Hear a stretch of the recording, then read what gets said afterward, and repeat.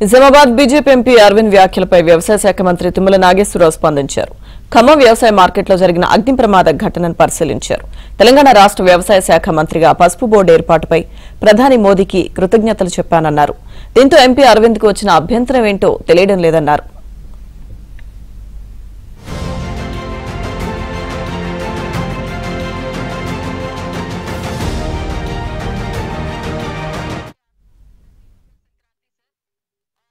నేను వ్యవసాయ మంత్రిని.